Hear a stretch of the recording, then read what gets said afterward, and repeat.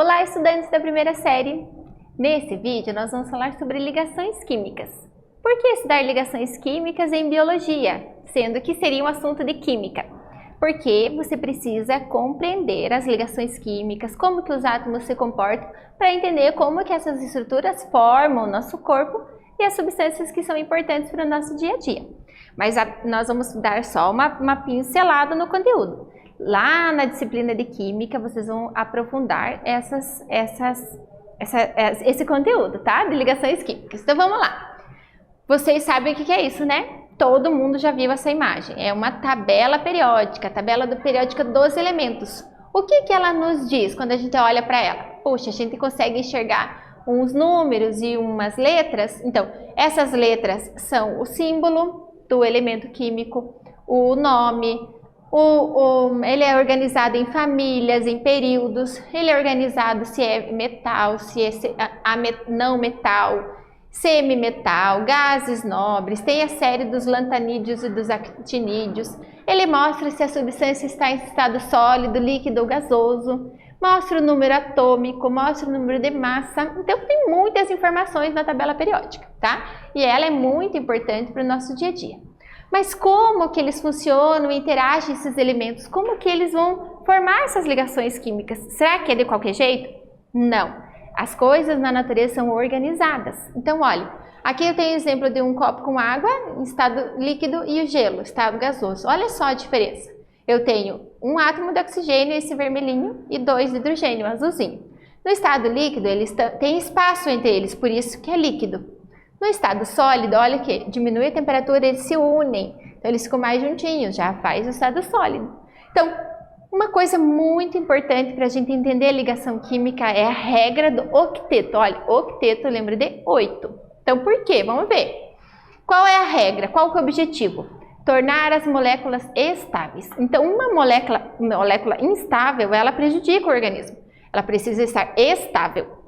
Para ela ficar estável, ela tem que ter 2 ou 8 elétrons na camada de valência. O que é essa camada de valência? Um átomo ele tem o núcleo, que tem prótons e nêutrons, e ele tem em volta dele a eletrosfera, que ficam os elétrons.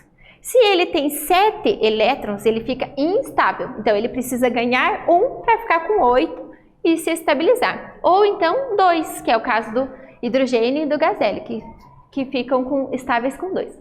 Existem exceções? Existem, tá? Mas vocês vão ver isso lá na disciplina de Química. Então, para que eles fiquem estáveis, eles podem ganhar ou perder elétron, ou então compartilhar os elétrons.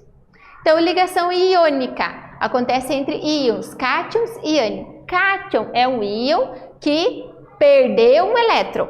Então, ele perdeu, ele ficou com um próton a mais, carga positiva. O cátion, lembra do T, do cátion? T faz um mais, carga positiva. Ânion, de ânion, negativo. Então, ele ganhou um elétron a mais. Então, olha só o caso do sódio e do cloro, NaCl. Eles vão formar uma ligação, né? Eles vão se unir. O sódio perdeu um elétron, deu para o cloro lá. O cloro ficou com a carga negativa. Compostos iônicos. Então, as ligações iônicas formam compostos iônicos, que são compostos que formam o nosso corpo e que são usados no nosso dia a dia. Como que ele é? Qual que é a característica? Substâncias sólidas, duras, quebradiças, alto ponto de fusão e ebulição e quando são dissolvidas na água, conduz corrente elétrica. Olha, ferro, que forma hemoglobina, que vai capturar oxigênio lá no nosso corpo. O sódio e o potássio faz parte dos fluidos corporais. O cálcio está nos ossos e nos dentes. E o cloro faz parte do suco gástrico do nosso estômago. Compostos iônicos na saúde, olha. O carbonato de cálcio formam antiácidos, leite de magnésio, tratamentos de anemia, né, sulfato de ferro, pasta de dentes são compostos iônicos. E também o fermento, né, que ele é utilizado no bolo, são compostos iônicos. Ligações covalentes, ó, covalente de compartilhada, elas vão compartilhar o elétron. Ele não doa nem recebe, eles compartilham o elétron. Olha, observem aqui, ó, esses dois, o amarelinho e o verdinho. Eles vão se unir e o mesmo elétron vai fazer parte desses dois átomos. Olha, a ligação covalente entre o hidrogênio e hidrogênio, por exemplo, né? Eles vão se unir e vão compartilhar esse mesmo elétron, né? E aí eles ficam estáveis compartilhando elétron. Observe ali, ó. Viu? E a ligação covalente também vai formar substâncias moleculares ou substâncias covalentes.